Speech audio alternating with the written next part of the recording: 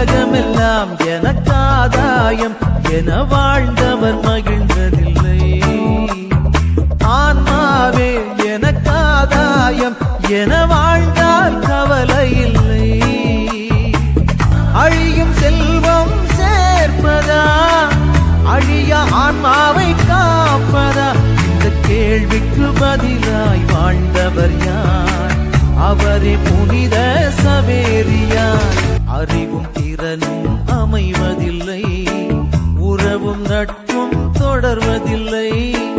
அறிவும் திறனும் அமைவதில்லை, உறவும் நட்பும் தொடர்வதில்லை. தேடும் எதுவும் கிடைப்பதில்லை, கிடைக்கும் பலவும் நிலைப்பதில்லை. முடிவில்லாதது ஒன்றேதான், அழிவில்லாத ஆன்மாதான்.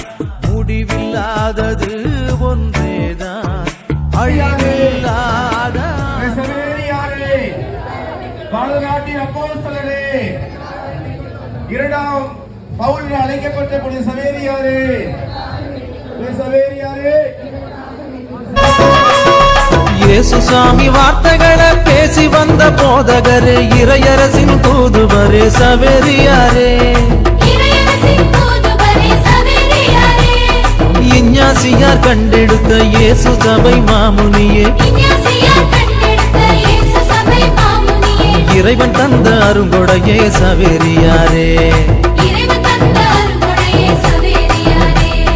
வாழியவே வாழியவே சவேரியாரே, எங்க விசுவாச நாயகனே சவேரியாரே.